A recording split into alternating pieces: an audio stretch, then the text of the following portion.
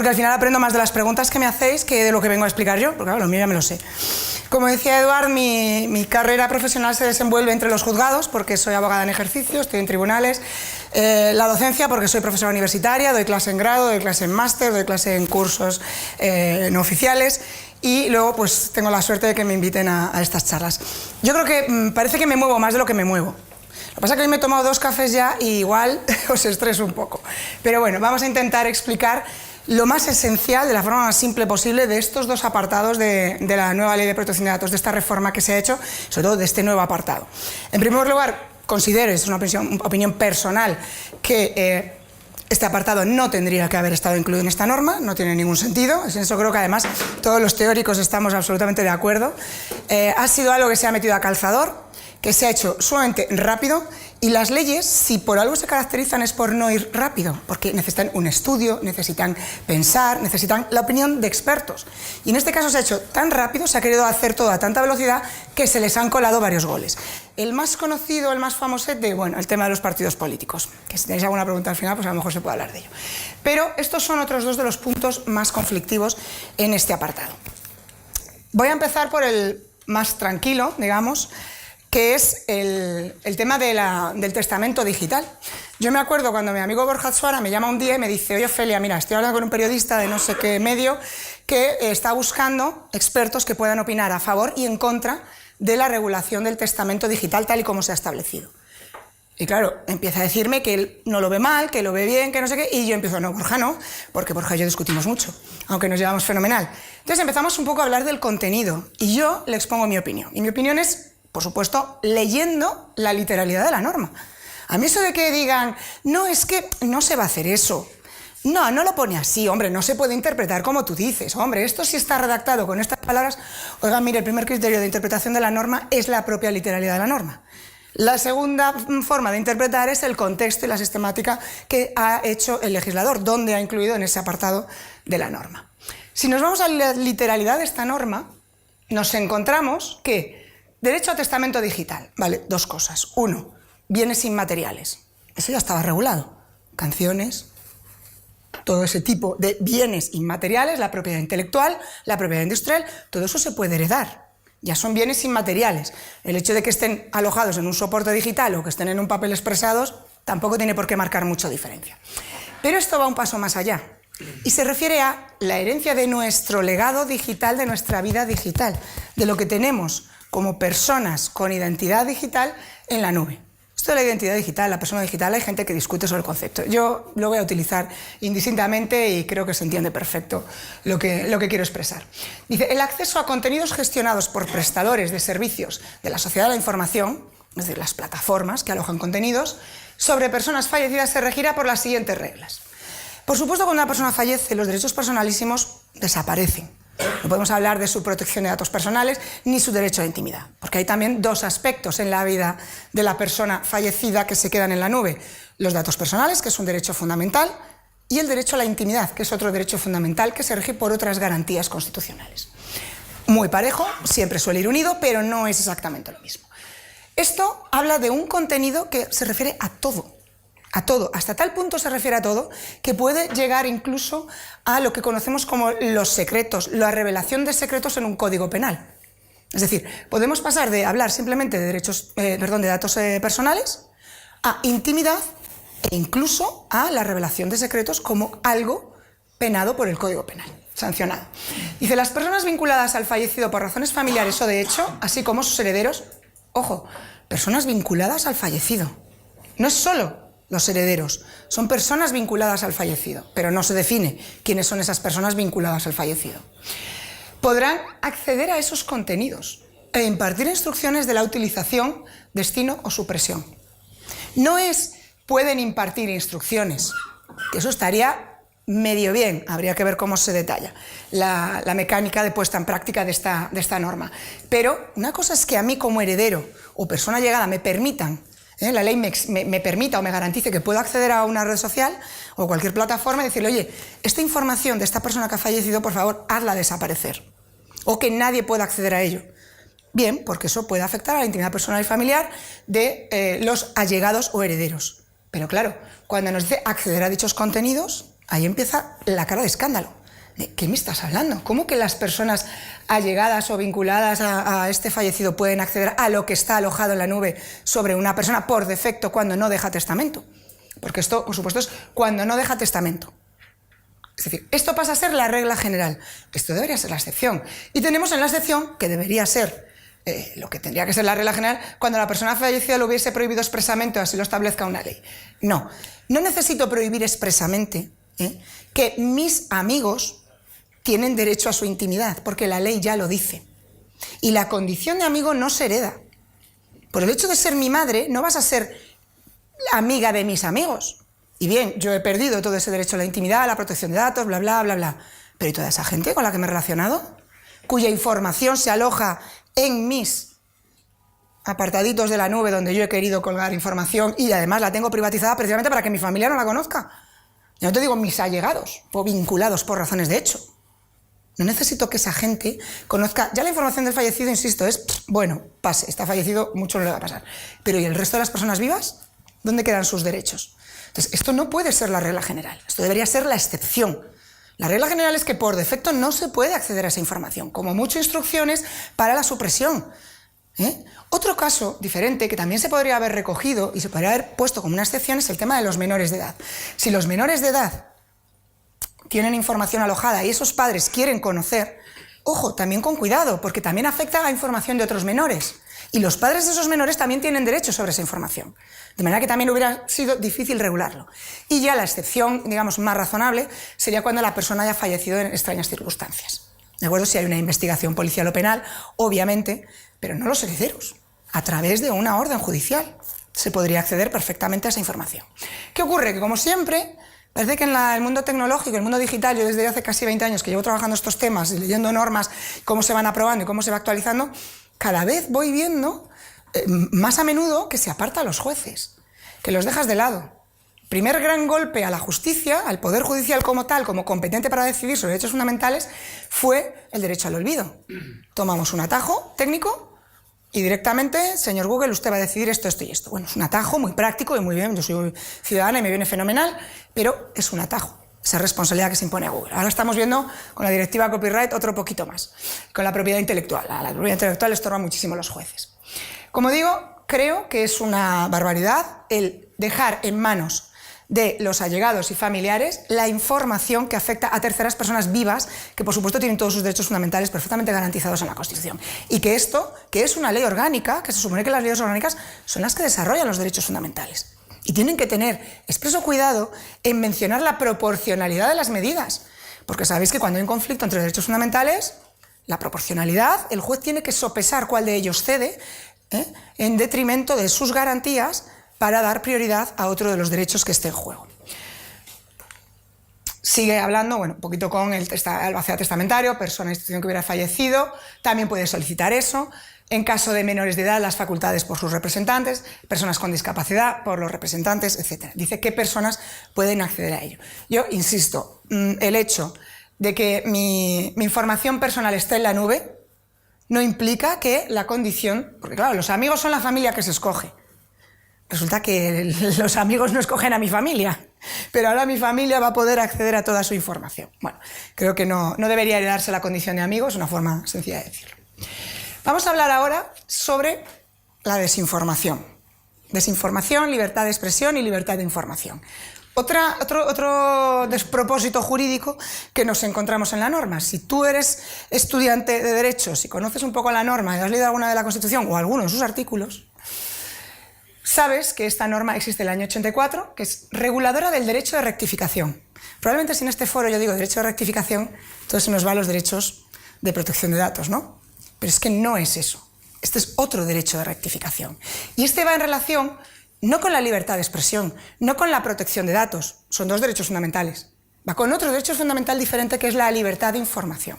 Y es el derecho que tenemos a emitir información veraz y a recibir información veraz.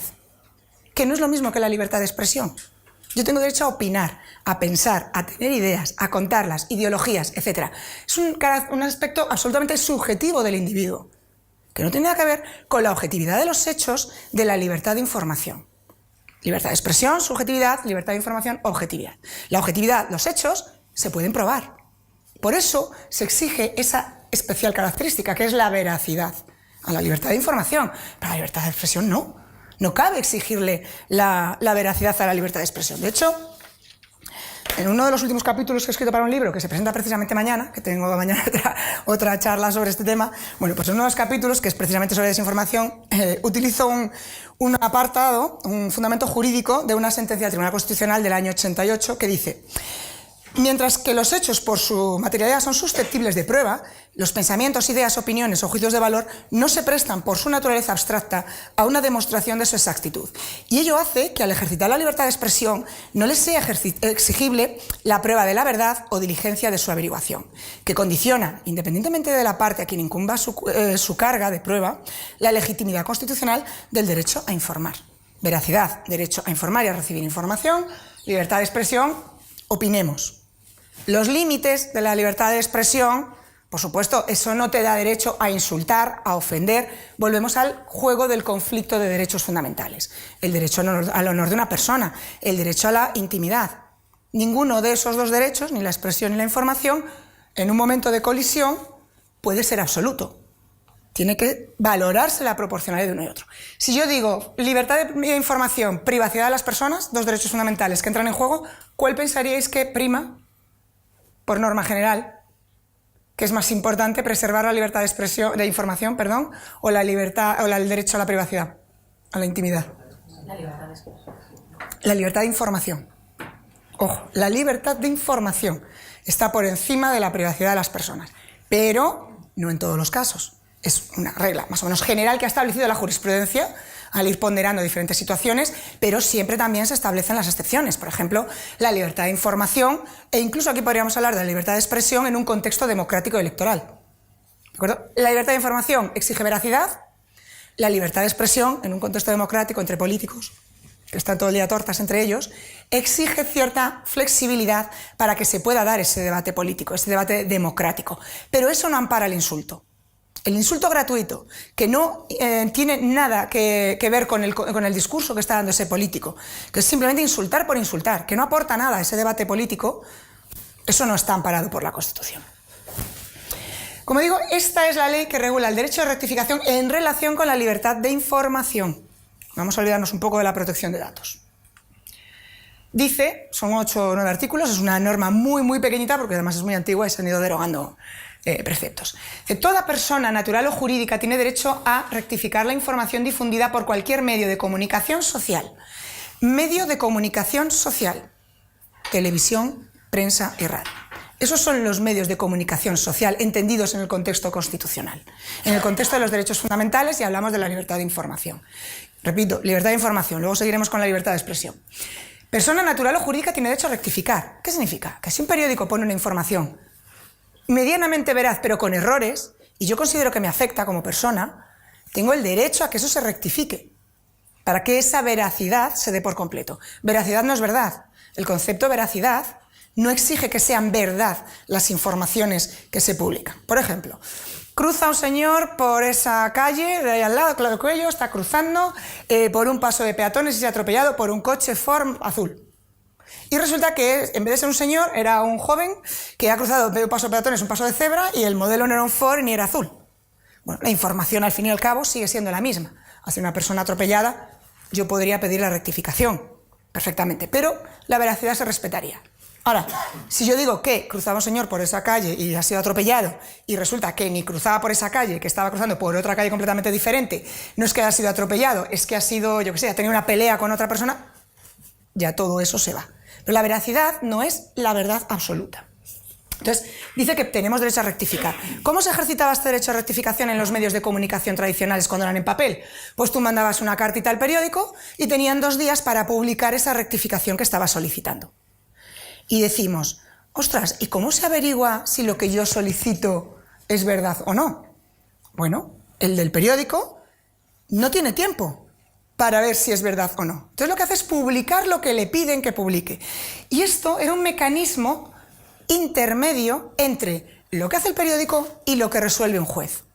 Era una forma de establecer una medida que protegiera a esa persona natural o jurídica afectada antes de que el juez resolviera, mientras el juez resolvía. para preservar ambos derechos, el de la persona, que su información apareciera correctamente, y el periódico a informar. Esto con los medios digitales, fácil no, lo siguiente.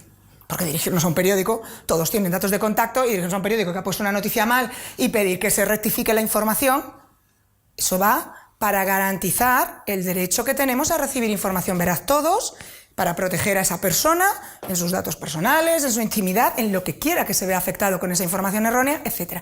Bueno, es un juego, una norma muy práctica para esos derechos fundamentales en juego poder mantenerlos. Pueden ejercitar derecho de rectificación y si hubiese fallecido los herederos.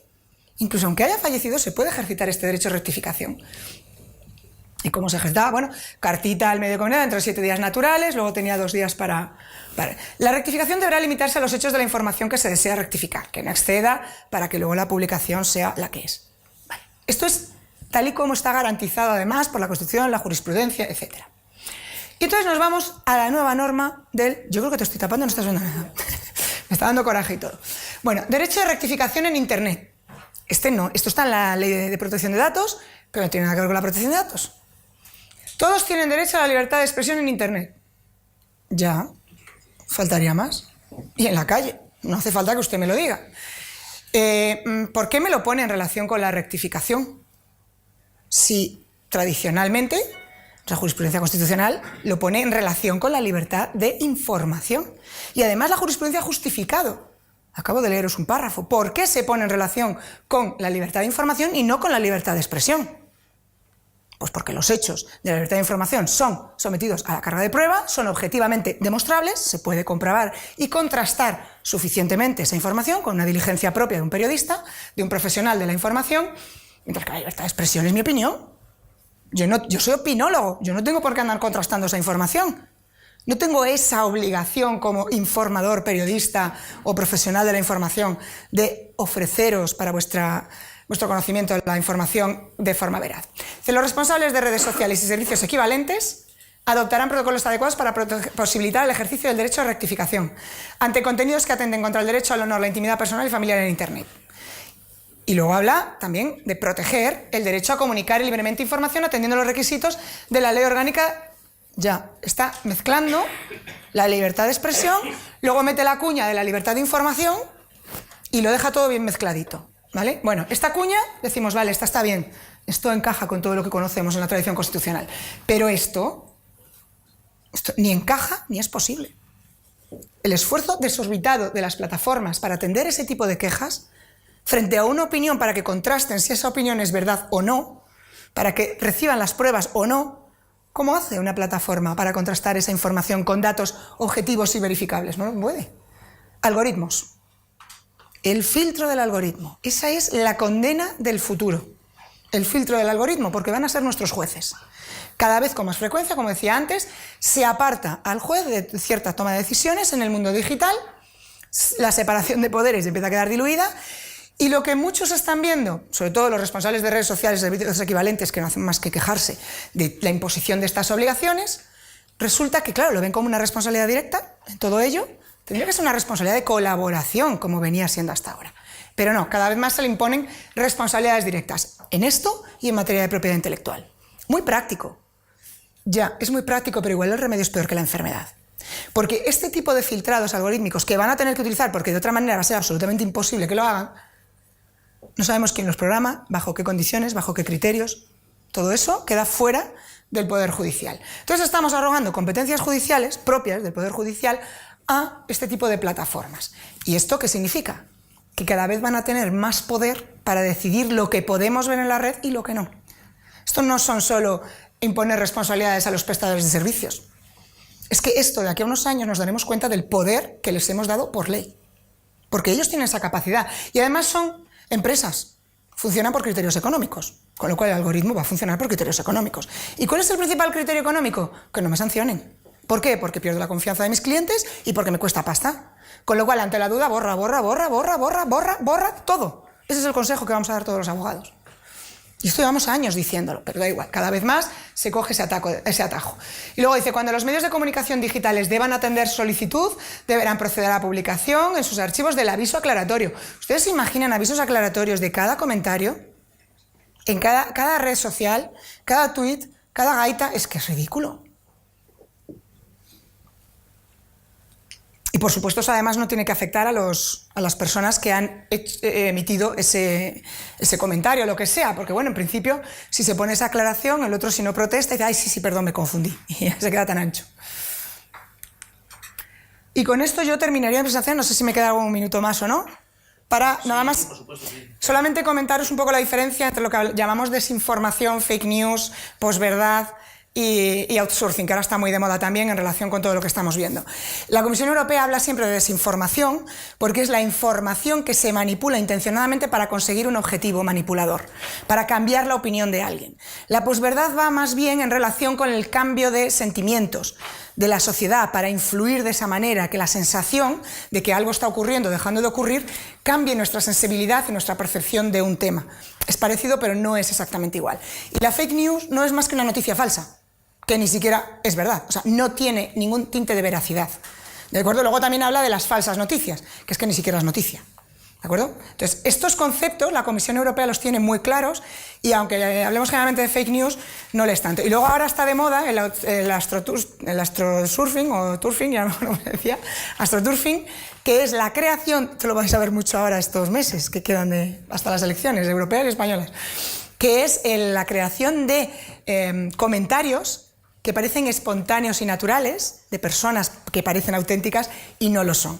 Yo lo último que he visto era una fulanita que decía, he tenido varias parejas extranjeras, he trabajado en el extranjero, tengo 31 años, tengo 2 carreras, y voy a votar a Vox. O sea, hago todo lo contrario de que ellos dicen y además les voy a votar. Yo soy así porque confío en su mensaje. Y es mentira, son perfiles falsos que crean precisamente para parecer espontáneos y naturales y que como nos lo creemos todo lo vamos a mandar por WhatsApp. No lo hagáis. Y ya está. Gracias. Tenemos un ratito para preguntas, mientras esperamos las preguntas de la gente que está por streaming, que las voy recibiendo aquí, las vamos recibiendo aquí. Vale. Mientras un par de cositas. La primera, en relación con el testamento digital, lo primero que a mí me llama un poco la atención cuando lo leí fue ya el nombre. Me pareció un poco comercial, porque realmente al final los testamentos solo se pueden hacer las formas que dice el Código Civil que se pueden hacer, ¿no? Sí, eso es un poco extraño, ¿no? Lo de que es algo... ¿A ti no te llamó la atención? Es que es una mezcla entre el contenido y la forma. La forma de un testamento, cómo se puede testar, el testamento hológrafo, el testamento con testigos en caso de urgencia de muerte, bueno, el marítimo. Efectivamente hay varios tipos de testamentos recogidos en el Código Civil, pero nada impide que podamos hacer un testamento en un soporte digital que se pueda incluir. O sea, no cambia en nada el Código Civil en ese sentido. El legar bienes inmateriales tampoco cambia en nada lo que dice el Código Civil. Es exactamente lo mismo. Se podría, además, en esto el mejor experto que hay sobre estos temas es nuestro querido amigo Paco Rosales, que Dios me libre de contradecirle, porque... Que un día lo llamaremos para que haga... Porque estuve, no sé si el año pasado, en junio, dando una charla con él sobre testamento digital y dije, empieza tú, que luego si no, yo me voy a quedar, seguro que digo algo mal. Y él tiene muchos artículos muy interesantes sobre este tema y habla un poco de eso. De que, vamos a ver, ¿qué es lo que nos viene a cambiar? Lo único que hace este artículo es cambiar quiénes tienen acceso a esa información, porque lo amplía de una forma que además contradice los derechos fundamentales de terceros vivos, que eso es lo más grave. Y de hecho, en esto que comentabas, que yo estoy totalmente de acuerdo con esa crítica de que las leyes hay que hacerlas de forma sosegada, pausada, y no se ha hecho, y esto estamos todos de acuerdo, ¿vale? Unos podemos ser más beligerantes, otros menos, otros más elegantes, pero todos estamos de acuerdo en que no se ha seguido la cadencia y esto se ha metido a última hora. Bueno, eso es obvio. Sí. Pero claro, el tema es que, por ejemplo, a gente como los notarios que conocen de esto, es verdad que pueden tener una opinión que alguien puede tildar de imparcial, porque tiene su visión y su negocio, entre comillas, pero desde luego no escuchar a gente como los notarios a la hora de hablar, de montar un artículo, claro, del testamento digital es un poco... No, y que incluso yo, vamos, desde mi punto de vista, que he estudiado bastante cómo se va legislando, he ido observando toda la evolución desde hace, ya digo, casi 20 años, en 2001 hice mi máster de Derecho Informático. Entonces estás al tanto de la actualidad durante mucho tiempo y te encuentras cuestiones que son de primero de Derecho, que no hace falta hacer un doctorado, ni 2. Y ahí estamos, viendo conceptos bastante básicos. Ojo, nadie estamos exentos de confundirnos, yo la primera, pero lo que llamamos legislar en caliente estos resultados. Y esto, por ejemplo, con temas de terrorismo y privacidad, cuando hay un ataque terrorista, lo primero que se cargan es la privacidad, el secreto de las comunicaciones hay que vigilar, hay que no sé qué, y todos encantados de la vida porque nos van a proteger, y ahí salió una tesis. La mía. De hecho, el próximo artículo, bueno, casi el libro, podría salir, lo comentaba ahora con Leo, podrías titularlo La huida del Poder Judicial. Porque es verdad, es algo, de hecho ya está, ya lo estoy maquinando. Estamos ahí desvelando ya un secreto. Probablemente empezaré otro doctorado para que... La huida del Poder Judicial. Sí. Muy bien. Preguntas que la gente realiza en relación con el tema de la rectificación. Hay un tema que es el tema de los plazos, ¿no? A diferencia de la ley 284 que comentabas, aquí no se habla de plazos, hay una remisión a aquella ley, pero claro, el tema es que los plazos de esa ley son plazos pensados para otro entorno que no es el online, ¿no? Entonces, quizá debería haberse revisado. ¿Qué opinas tú sobre ese tema de los plazos? Porque parecen cortos, ¿no? Cortos para lo que es la dinámica online, ¿no? Sí. Bueno, yo creo que simplemente por analogía podemos aplicar la ley, porque además la cita expresamente en ese artículo, se podría aplicar analógicamente, esa es una opción. Y la otra es que en toda la norma nos encontramos siempre referencias a inmediatez y diligencia debida. Entonces, en tanto la tecnología lo posibilite. Y yo creo que este concepto, que es algo bastante genérico, se utiliza en muchos preceptos, lo he visto redactado, y yo creo que atiende pues, al criterio, por ejemplo, el propio reglamento de protección de datos, que está redactado bajo el principio de responsabilidad activa. Creo que es lo que podría ser exigible. Si usted tiene la tecnología que le permite responder en cuestión de 24 horas, no va a poder justificarme. Esto es cumplir o explicar por qué no has cumplido. El principio de economía de las empresas en las buenas prácticas. Yo creo que esto, al final, se podría justificar ante una dilación indebida en el cumplimiento de esa rectificación, el no haber sido diligente conforme a la tecnología de la que dispone el medio. Vale, pero si se hubiera quizá hecho una ley sosegada, etcétera, se hubieran podido revisar los plazos y se hubiera podido hablar de otra cosa, ¿no? Porque parece que esos plazos son un poco cortos, no están pensados para estos entornos. Este apartado requería otro cajón y otros tiempos, pero bueno. Y después, en cuanto... hay otro tema en cuanto a lo que es el encaje. Es que realmente llama la atención, esto es antes de hacerte otra pregunta que me realizan, una que yo añado, que es... A mí una cosa que me llama la atención es que la libertad de expresión se le pone ahí el primer apartado del artículo de forma muy... Cuando la libertad de expresión, y ni siquiera se habla de esos otros derechos que pueden ponderar o que hay que ponderar, o sea, realmente... no solo es que se ha puesto a última hora sino que además es muy parca, opera la referencia a algo tan importante como la libertad de expresión, ¿no? Sí, porque además es lo que decía yo antes, es mi opinión. ¿Cómo que mi opinión no es verdad y hay que rectificarla? ¿En base a qué? ¿En qué te estás basando para decir que mi opinión no es buena? Y aquí, qué pena que no tenga un boli para pintar, porque es algo que doy clases de metodología y argumentación jurídica y lo explico muchas veces. Y pongo aquí una persona, aquí dibujo a otra y aquí dibujo lo que sería un 6 tumbado. Entonces digo, ¿eso qué es un 6 o un 9? Pues desde aquí es un 6 y desde aquí es un 9, y los abogados lo sabemos muy bien, que nos dedicamos a continuamente ponernos al otro lado, para valorar si lo que el otro está diciendo tiene sentido o no. Para ti será un 6 y para mí un 9. ¿Quién decide que es un 6 o un 9? ¿Por qué la red social tiene que decidir si es un 6 o un 9? Es que no tiene ningún sentido. Y es más, si extralimitamos las garantías de esa libertad de expresión y ya invadimos otros derechos fundamentales, como es el honor, por ejemplo, con los insultos, pues tenemos una ley civil que nos permite irnos a un juzgado y tenemos además un código penal que nos permite denunciar por injurias o calumnias, que para eso está. Otra cuestión que plantean en cuanto a la forma del aviso de la rectificación. Hemos hablado del plazo, otra cosa es la forma, ¿no? Aquí de nuevo estamos en lo mismo, que efectivamente seguro que hay que complementar con lo que dice la ley 284, pero claro, la previsión del apartado de... ¿Qué me cuesta lo de GDD? La verdad es que... En la SRG, lo que dice la SRG es que dicho aviso deberá aparecer en lugar visible junto a la información original. Y punto pelota. Lo que dice la ley 284 es la necesidad de publicar íntegramente la información y con relevancia semejante a aquella en la que se publicó o difundió la información que se certifica tal, sin comentarios ni apostillas. Claro, uno tiene que entender, claro, que por la remisión a la ley, pues todo hay, pero hombre, pues que quede claro qué tal, porque va a empezar la picaresca y no hacerse así, pero obviamente debería hacerse así, ¿no? Sí, es que es la única forma de compensar la lesión al derecho de esa persona que considera que la información no es correcta. Entonces tiene derecho a rectificar. Para que esa rectificación tenga sentido tiene que ser visible. Y tiene que ser visible en la misma forma y por el mismo tiempo y con el mismo alcance que lo era la información incorrecta, porque si no la rectificación no se produce. Entonces tiene que ser la rectificación ejercida de forma práctica, que el que percibe la información vea que era incorrecta. Esto de la picaresca me hace gracia porque no sé si os acordáis, que ya que todos tenemos una edad, gracias a Dios, puedo dirigirme a vosotros y entendéis de lo que hablo.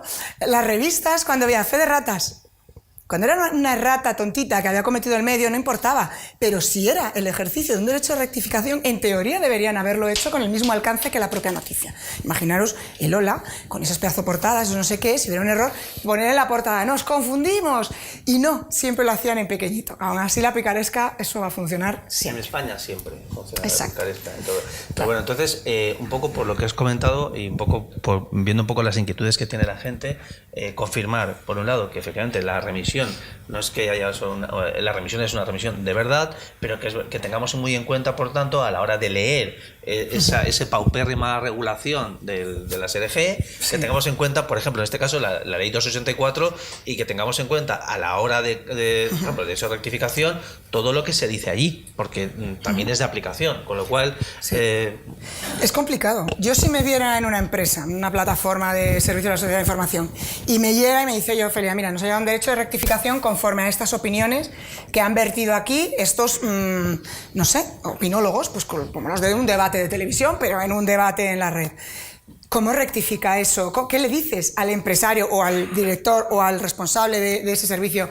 Oye, pues tienes que rectificar esto o no. ¿Cómo le dices a una persona lo que digo? ¿Cómo le dices a una persona que lo que ha expresado, su opinión, su idea, su pensamiento es incorrecto? Porque lo dice otro fulanito que está en la calle. Imaginaros eso en el debate político. La libertad de expresión en el debate político con las rectificaciones ridículas que se pueden llegar a pedir. Es que es un despropósito, si es que no hay que lo ponga en práctica. Al final, algoritmos, ¿qué es lo que te digo? Y dirán, ay, es que el algoritmo lo hizo mal, no he sido yo. Y la culpa es del robot. Y así. Y hay un último tema que creo que es interesante. De hecho, antes de entrar decías, no sé cómo me lo monto, pero al final siempre acabo hablando del DPD. Y bueno, aquí estamos en un foro de DPDs, ¿no? El otro día alguien publicaba en ese interesante espacio que comentaba Alberto, que tenemos en LinkedIn, donde hay gente, aparte de que se van subiendo cositas. El otro día un compañero, además le agradezco a quien fue el que compartió, no recuerdo ahora el nombre, ese informe de la agencia, esa contestación de la agencia, en la que la agencia deslindaba, pues bueno, una cosa es el deslinde que dice la disposición final primera entre los derechos que tienen carácter orgánico y los que no tienen carácter orgánico, ¿no? Pero además hablaba un poco de efectivamente, pues que entra dentro del paraguas, ¿no?, de las funciones del DPD, ¿no? Y eso es interesante, ¿no? Tenemos ahí el compañero al final, pues bueno, te lo agradezco, ¿no? Y lo traigo a colación con esto, ¿por qué? Porque hay temas de estos que a lo mejor uno puede decir, pues no son del DPD, pero al final son temas que el DPD debe pilotar, porque a veces los lindes también entre lo que la empresa contrata a alguien para estos temas, yo te contrato para estos temas y te caen estos temas. Y aterrizo la cuestión concreta.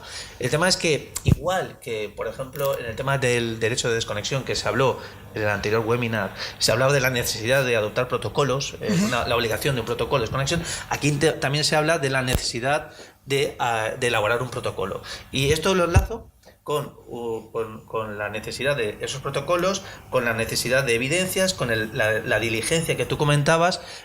Claro, tenemos que tener una posición activa, ¿no? Y por tanto demostrar, sí. ¿No? ¿Cuál es tu opinión? Pero por supuesto, si es que cuando hablamos de testamento digital estamos hablando de datos personales. Estamos hablando de lo que se lee. O sea, yo estoy explicando el contenido exacto, pero son los datos de personas, no del fallecido, que ya no tiene el derecho a la protección de datos personales, pero sí de las personas allegadas, de esos amigos o esos allegados, o de hecho, o de derecho, o lo que quieras, que pueden acceder a la información. Entonces tú ya tienes que trabajar con datos personales, ya tienes que tener ese cuidado y tienes que dar esa respuesta. Con lo cual, el mismo protocolo del ejercicio de los derechos propios de la protección de datos, vas a tener que establecer un protocolo de respuesta. Y vas a tener que establecer un protocolo de respuesta con el tema de la libertad de expresión también. Porque lo mismo, tratas datos personales. Son informaciones que supuestamente perjudican a un interesado. Y entonces va muy directamente relacionado, tal y como está configurado, con el derecho al olvido.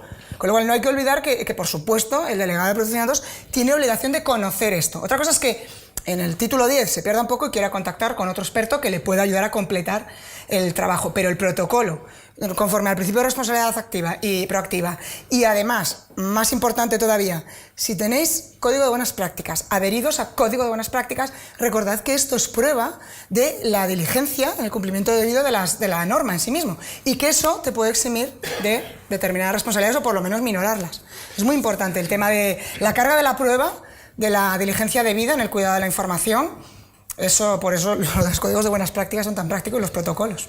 De hecho, es un tema que después comentaremos con Leo. De hecho, en la parte que la siguiente intervención, que es el tema de la diligencia, es un tema muy importante, en este caso en relación con los encargados, pero efectivamente el Reglamento Europeo apuesta por los códigos de conducta y por los estándares, y son una buena forma de evidenciar diligencia a la hora de escoger a un encargado, o incluso a la hora tú mismo de cumplir, ¿no? El adherirte a un código de conducta, el tener un estándar, pues en seguridad la 27 o el que sea, o el hecho de elegir a un encargado, a un proveedor que cumpla con eso. Pero bueno, también hemos dado paso a la gente, las consultas que había en streaming. Aquí en la sala, ¿alguna cuestión? Seguro que hay. Sí. Quería preguntar sobre el testamento digital. Realmente debe ser un testamento. Sí, quería preguntar si sobre el testamento digital, como su nombre dice, testamento, debe ser un testamento hecho ante notario como si fuera un testamento vital, digamos, ordinario, o por el contrario, habría que crear un registro de testamentos digitales que tuvieran acceso de alguna manera las personas vinculadas al fallecido. Por poder hacerse pasar de cualquier manera, pero al fin y al cabo es la expresión de una voluntad, y la expresión de esa última voluntad se puede hacer en cualquier tipo de soporte. Lo puedes hacer a mano, con testigos, lo puedes hacer ante un notario. Como todo en la vida, no es lo mismo firmar un contrato en una servilleta que dices, oye, aquí hemos contratado en una servilleta, que sería perfectamente válido. Lo mismo que son válidos los contratos verbales, son válidos, pero en la forma del testamento, pues puedes hacer un testamento hológrafo, o el soporte no cambia la formalidad. La formalidad son las que dice el Código Civil, y punto. Que esté en un soporte digital no cambia absolutamente nada. O sea, tú puedes hacer un testamento hológrafo y decir, hoy tengo en tal red social, en tal red social, en tal red social, estas son mis claves y dejo a estas personas como responsables de esa información, son las únicas que podrán tener acceso y poder dar instrucciones sobre esos contenidos. Ahora, si hablamos de contenidos inmateriales que son heredables, de hecho en el artículo habla de lo que queda de la herencia una vez que se compensan, el caudal relicto, se compensan las deudas con el patrimonio activo. ¿Qué se hace con eso? Pues lo mismo, ese patrimonio que es valuable económicamente se puede también mencionar, pero eso, el soporte es indiferente. Lo que importa es la forma oficial del testamento, eso es lo que pone el Código Civil, ni más ni menos.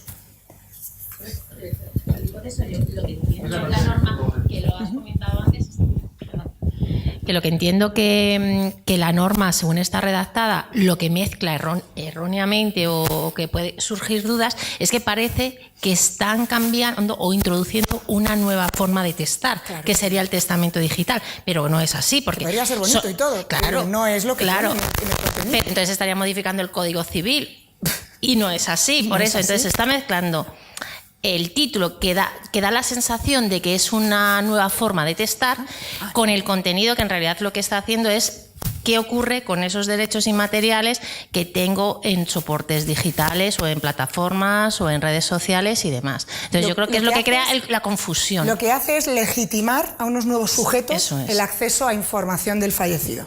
Esto es lo que hace.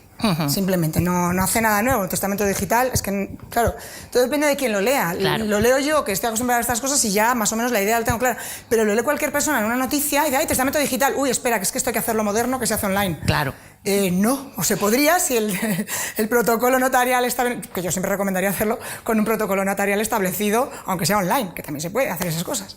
Pero claro, no es la forma lo que se cambia. La forma oficial está en el Código Civil y eso sigue siendo lo mismo. Hay un tema interesante por lo que comentas, porque efectivamente cuando se haga de forma notarial sí que hay un debate muy chulo y muy interesante, y hay varias opiniones además de notarios, y también hay una Javier Peñafreta. Sí. Peñafreta, nunca me sale. Peñafreta. Cuesta de pronunciar. Javier. Compañero Javier, sí. Resulta que también tiene una intervención muy interesante, porque cuando se haga ante notario sí que aparecen cuestiones. En primer lugar, estamos ante una situación en la que, por un lado, la gente que es mayor, que hace testamento, no suele tener un acervo, unos contenidos digitales muy amplios. La gente que es joven no hace testamento porque son jóvenes, son muy jóvenes, pero tienen un acervo bastante grande. Y estamos nosotros, los de en medio, que deberíamos hacer testamento porque a veces hay un artículo también de Jorge Herrero que dice eso, pierde el miedo a hacer testamento, ¿no? Pero si hiciéramos testamento, cuando fuéramos a un notario, me refiero, si fuéramos a un notario a hacer testamento, sí que ahí se producen temas interesantes. Por ejemplo, el hecho de que, claro, eso tiene que estar, lo que sería el contenido debería estar en un documento aparte, o debería estar aparte, ¿vale? Y, claro, el problema es que sería interesante que existiese una cláusula en el propio testamento dejando claro quiénes pueden acceder o quiénes no pueden acceder a esos contenidos aparte, porque si no tendríamos el problema que tú decías. Sí. Mi consejo a un cliente es que si va a un notario a hacer testamento, decirle, oye, ten en cuenta que mira lo que dice esta ley.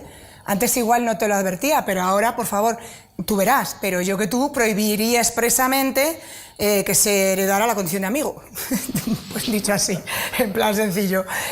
Pero vamos, es que ahora mismo sí, ahora es imposible librarse de la aplicación de la norma. Yo confío en que haya otra norma posterior que derogue la anterior y que cambie todo esto, porque es mucho más sencillo eso que plantear un recurso de constitucionalidad, que vaya lo que nos ha costado organizarnos para llevar al defensor del pueblo con todo el tema de los partidos políticos. Pero bueno, al final ahí está, ya se verá. Y nada, y para acabar, solo una reflexión. El otro día mirábamos en Facebook cómo trata estos temas Facebook, y aunque parezca mentira, parece que hasta Facebook es más tuitivo que la ley. Facebook sí que comenta el tema prevé el tema de decir, ojo, que ante dudas ya dice, claro, necesito una autorización judicial. Facebook pide una autorización judicial. O sea, que digamos que una norma es menos tuitiva que Facebook en estos temas, es ya para hacérnoslo revisar. Es que la norma lo que hace, conforme a lo que acabas de decir, es que Facebook podría decir, no, necesito una autorización judicial para mantener ese contenido ahí. Eso es lo terrible. Estamos llegando a ese extremo, pero bueno, ya veremos cómo evoluciona. Bueno, Ofelia, continuaremos en el Club del Dato, continuaremos participando ahí en ese foro que es LinkedIn, y continuamos con esto, y te agradezco mucho porque sé que vas petada, y aunque tú digas que no, vas petada porque se te ve en las redes sociales y no paras, así que muchísimas gracias, un aplauso de nuevo. Gracias a todos.